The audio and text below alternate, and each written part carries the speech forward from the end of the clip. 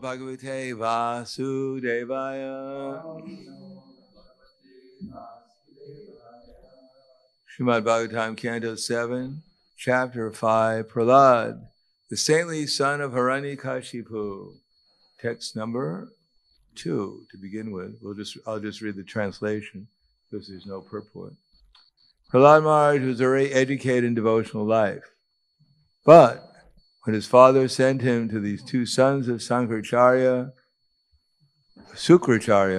to be educated, he accepted them as their school, at their school, along with the other sons of the Asuras.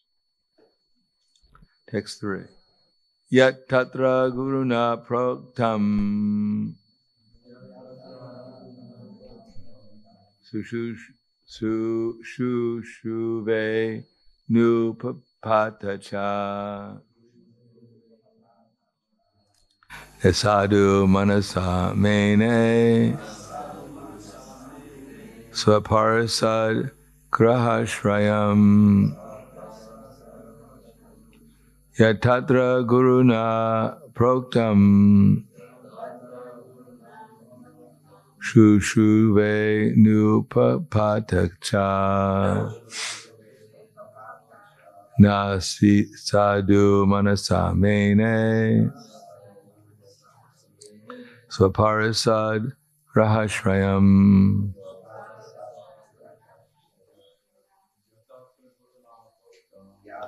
Nadudam proktam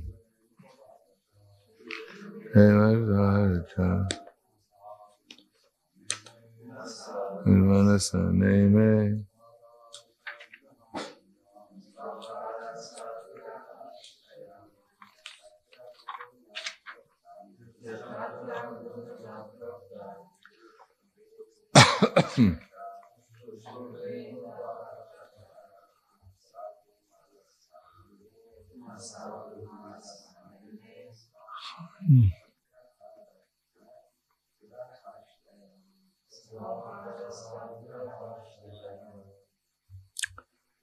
Dame.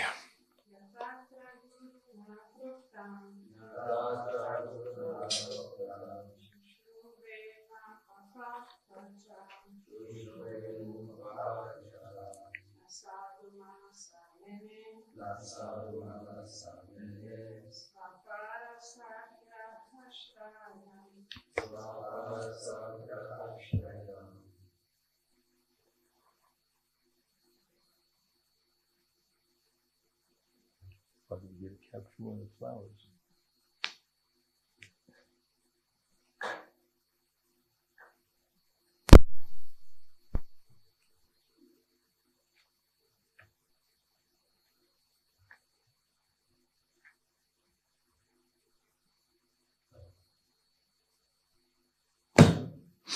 Okay.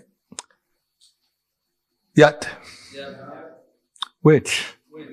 Tatra. There in the school. Karuna. By the teachers. Proktam. Instructed. Shushuve. Heard. Anupapata. Anupapata. Recited. Cha, and.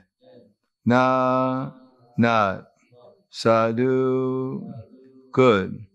Manasa, by the mind. Mene, considered. Swa, of one's own.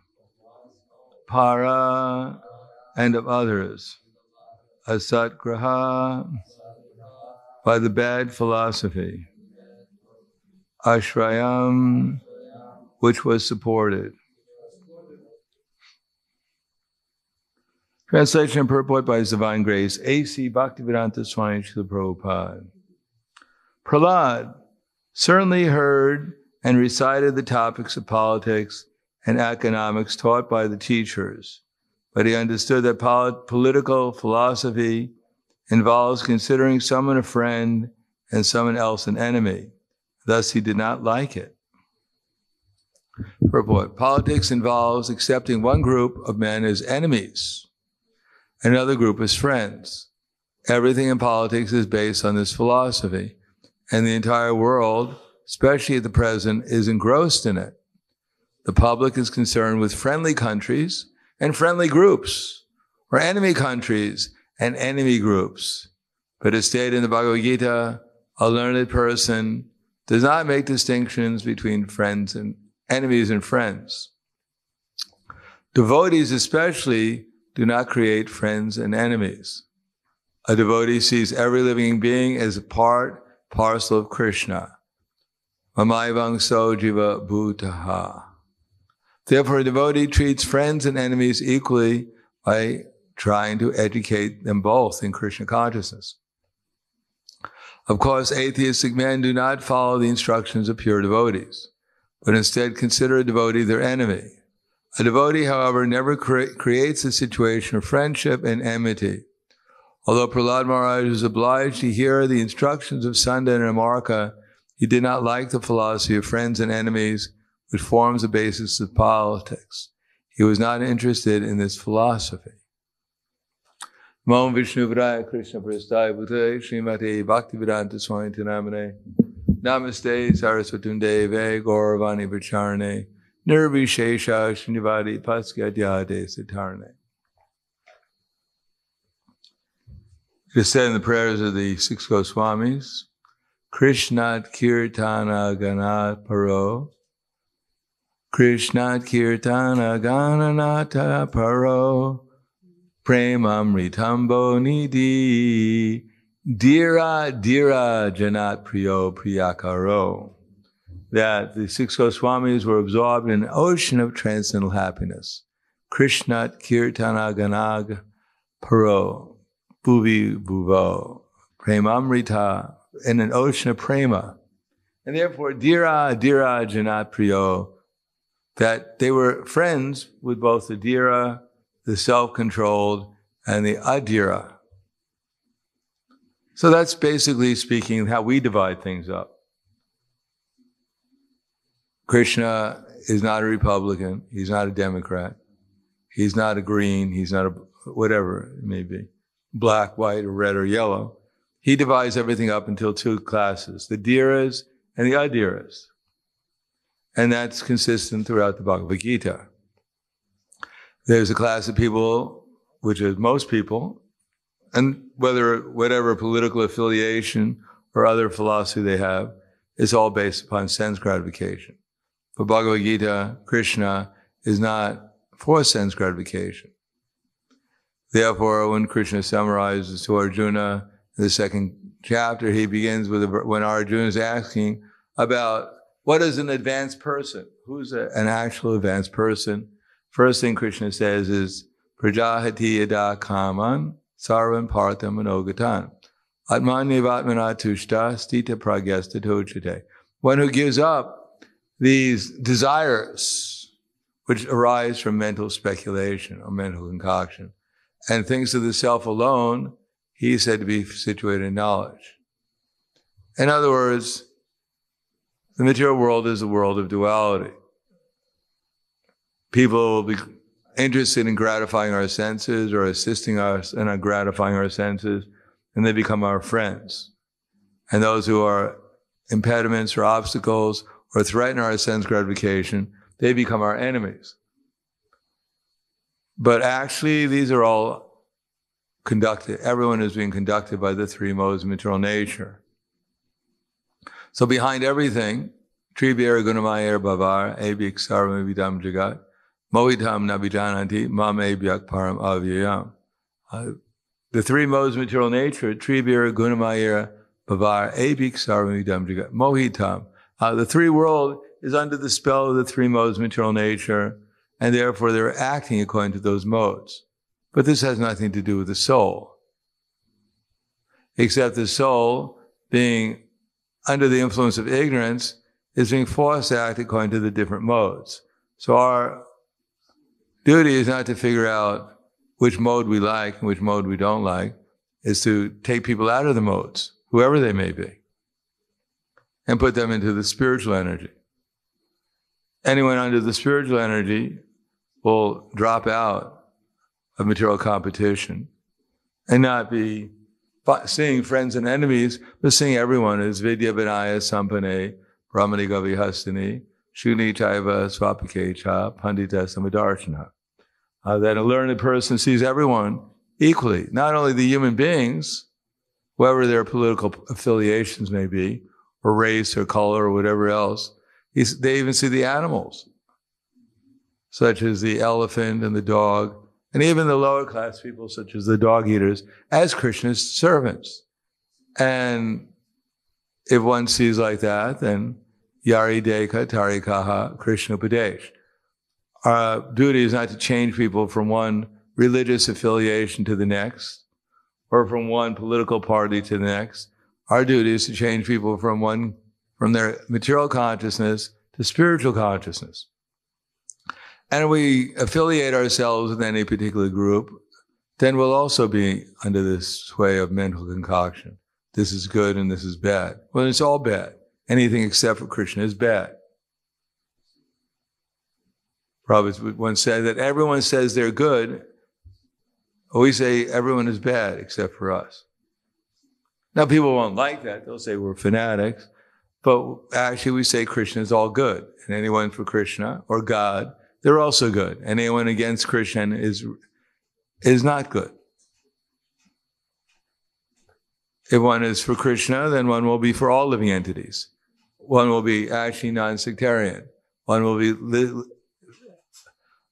acting for the welfare of all living entities, not only human beings, not only part of human society, not only for some animals like the whales or the pigeons or whatever else, the penguins, but for all living entities. Therefore, one of the qualities of pure devotional service, besides being frees one from sinful reactions, it's subhada. It's all auspicious. And part of all auspiciousness means it benefits all living entities. It not only stops sinful reaction, which is, what's the Sanskrit for sinful reaction? What's that? No, I mean in the two qualities, nectar devotion. Kleshagni, klesha. Klesha means suffering, and it frees one from suffering, suffering is all due to sin. Sin means kama, krodha, and etc. Trividam narakasedam dvaram nashitam atmanaha kama krodha tatalobas tasmat etam triyam tyajet.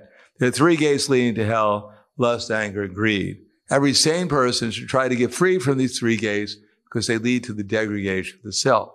So this, Prahlad Maharaj said, this is our enemy. Not he is my enemy. He is my enemy, and I've killed him. And all my other enemies will also be killed because I'm the Lord of everything. I am perfect. I am powerful, and I am happy. Etc., etc. So this is the demoniac consciousness. And therefore, my friends, my family, I myself should be elevated. Everyone else at the expense of pushing all the other living entities down. So whatever party you pick in the material world, some will be for killing the animals indiscriminately, and another party will be for killing their children indiscriminately. And both parties think they're good. And Krishna says they're both bad. So we repeat Krishna's message that we're good because we're for Krishna and everyone else is bad. When we say Krishna, of course, we mean God. So to a certain extent, there's some element of God consciousness still left in the world. That's why people aren't eating each other in the street. But that element of God consciousness has become mixed.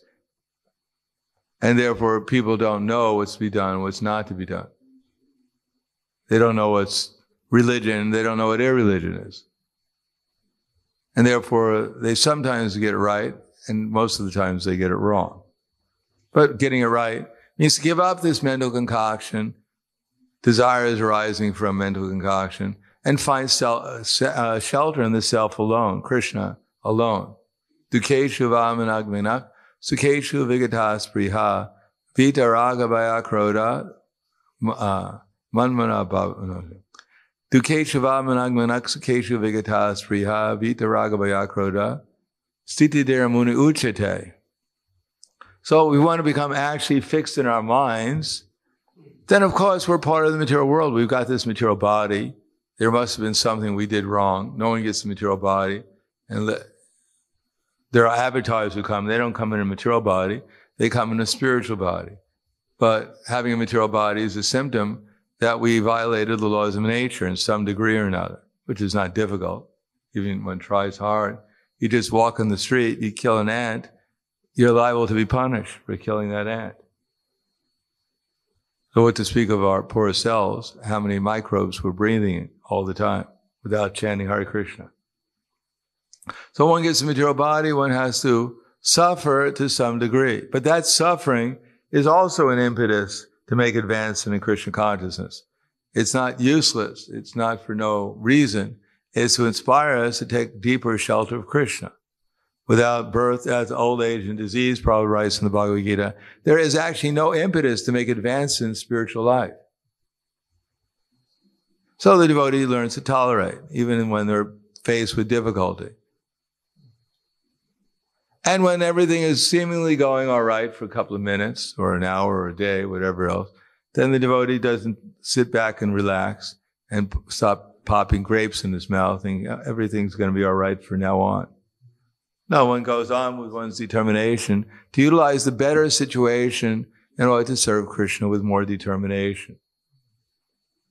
Then one becomes stita dhyarmuni uchate. One becomes fixed in consciousness, in Krishna consciousness. Before we get to the stage of nishta, then we have to go through different stages. And one of the stages is, at the beginning, to just accept religious principles. So how many people actually know that there are at least four religious principles? How many people know about that? And how many people believe it? And how many people who believe it actually follow it? And how many people who follow it actually take it seriously, actually embrace it, are enthusiastic about it? How many people at the time of initiation have their fingers crossed that they embrace the regular principles? Yes, I want to follow the rest of my life. Great, fantastic. Maybe there should be 5 regular principles. I'm not satisfied with 4. No, most people think, oh, I got to follow, all right, I followed for 6 months.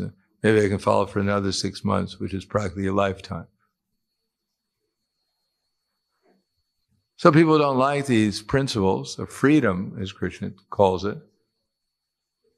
But that's the basic principle of religion, beginning of human life, is to follow 4 regular principles, not 3. Because without those 4 regular principles, they can't be mercy, they can't be truthfulness, they can't be cleanliness, they can't be austerity. And without that, one cannot be a human being.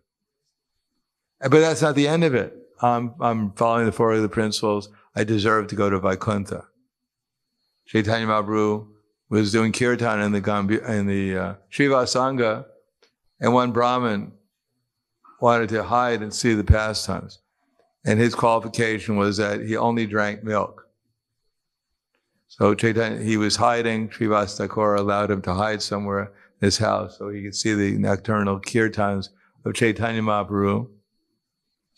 And Chaitanya Mahaprabhu was dancing in ecstasy, and then he stopped and said, my transcendental ecstasy has left me.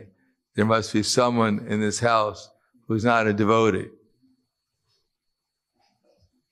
So he asked Srivas Thakur, is there someone in this house you allowed to be here who's actually not a devotee? So Srivas Thakur said, yes, I allow one Brahmin, but he's a very pious Brahmin. He only drinks milk. And Chaitanya Mahaprabhu said, only drinks milk? What does that got to do with anything? What does that got to do with the eligibility to take part in the my transcendental pastimes?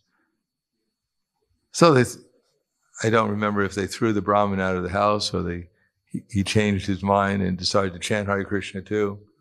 In any case, it's not the qualification to take part in spiritual life. It may be helpful, but it's not in itself sufficient to become spiritual. But after that, then one also has to learn tolerance.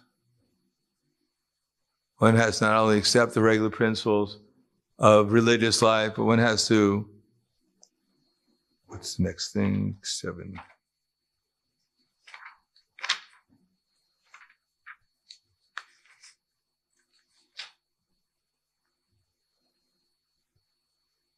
They have to act piously.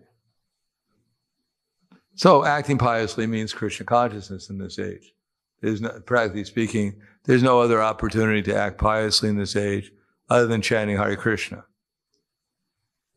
So just following 4 regular principles is not enough, or more religious principles. One has to act piously, and then one has to conquer the dualities of material existence, friends and enemies, etc. Because religious principles will free one from suffering in the material world, the kleshas. And then acting piously will elevate oneself to having a nice, peaceful material situation. But that's not spiritual life. And even getting free from the dualities of material existence through austerity and cultivation of knowledge, jnana, is also not spiritual life. But it's a step forward towards spiritual life. And then one can actually accept devotional service. Unless one actually is religious, unless one is actually acting piously, unless one is actually trying to get free, tolerating dualities of material existence, not reacting to them, then one cannot really accept pure devotional service. And without accepting pure devotional service, one cannot actually understand Krishna as he is. One cannot actually rise to the knowledge of the Supreme Personality of Godhead and experience Krishna as he is, become Krishna conscious. And without becoming Krishna conscious, we can't develop love for Krishna and meditate in trance upon him. So this idea of getting involved in material, friends and enemies and things like that, which is all part of the dualities of material existence, is not favorable to actually accepting pure devotional service and rising to actual experiencing Krishna as he really is, because Krishna is the friend of everyone, and the devotee should become the friend of everyone. It's not that we don't see good and evil, but we see everything as ultimately evil in the material world. Because without Krishna, everything is zero. Everything is shrama eva hi kevalam. So rather than trying to bring people from one side of zero to the other side of zero, we should bring people to the one, add a one to whatever they're doing, and that will make them perfect. And then Krishna says, yak sarvetra sambhisneha tat tat prapra shubha shubham nabina dvesti na dvesti tatra pragya pratishtita. One who sees everywhere that this shubha shubham, either so-called good or evil, yak sarvatra nibhisne tatra tatra tatra tatra shubha shubham. Nabina dvesti na dvesti. Who doesn't become either envious or attached to these things, who remains aloof from what's going on in the material world. And this is not that he's aloof from what's going on in terms of trying to help people become Krishna conscious, but one understands that things are going to go on, people have to receive the reactions to their sinful activities. Doesn't matter how much they protest, whatever demonstration they have. If they keep on performing sinful activities, they have to get a sinful reaction. And someone has to give them the sinful reaction. There's nothing that can be done about that. The only thing that can be done is elevate people to Krishna consciousness so they stop sinful activities. If they stop sinful activities, then the sinful reactions will stop. If they take to Krishna consciousness, then they'll have the power to stop sinful activities, and therefore the sinful reactions will stop. Otherwise, they'll simply go on. It doesn't matter how many demonstrations and protests, whatever else is going on, or wars, whatever else goes on. These things will have to go on, because that's the laws of material nature. No one can stop them. They're not under human beings or even demigods' power. It's all because it's all under the laws of nature, governed by time. The 3 modes of material nature and time bring about karmic reactions. And no one can stop them, any more than one can stop time from changing things. So rather than involve our minds and our intelligence or activities in this side or that side, we should be a friend of everyone. As Prahlad Maharaj said, in this world, there's no enemy except for the uncontrolled mind. And any mind which is not thinking about Krishna is to some extent uncontrolled. So I'll stop there. Thank you. Any questions? Yes.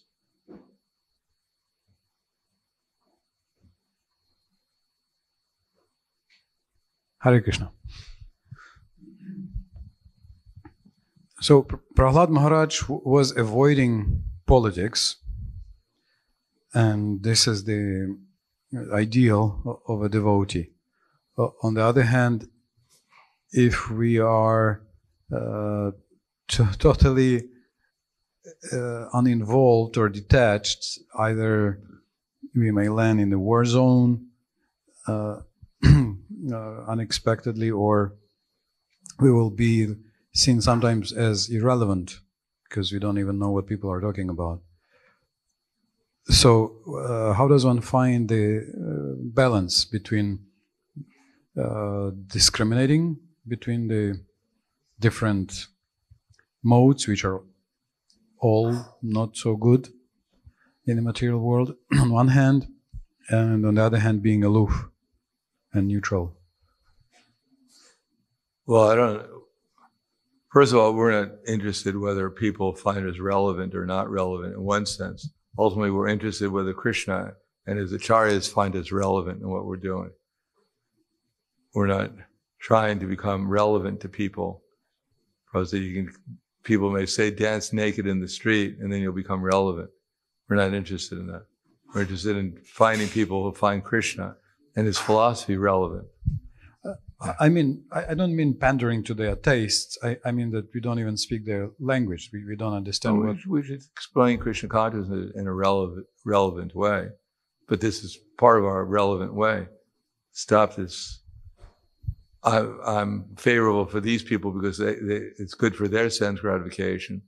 But I'm against these people because it's not good for my sense gratification, whatever. It's all based on sense gratification, politics. So to become relevant to people's political affiliation is just a waste of time. It's all temporary. It has nothing to do with reality. It's all due to the illusory perceptions and illusory perceptions of reality. And people have these political affiliations. So we don't have enough time or energy, nor will it actually be very productive. We have to find people who are interested in Krishna consciousness. And then we'll be relevant to them. Otherwise, we will never be relevant to anyone. Because if we want to be Krishna conscious, then if you want to catch the big fish, then don't get wet. Don't dive into the ocean because you want to get the fish. Stay where you are and then bring the fish to where you are. Or as Prabhupada said, with the Muslim, he lost the Brahmin, he ate at a Muslim's house and he lost his caste and he was still hungry. Does that answer your question? Anything else? Okay, thank you very much. Grantaraj Srimad Bhagavatam ki jai, Srila Prabhupada ki jai, Gaur Premanande.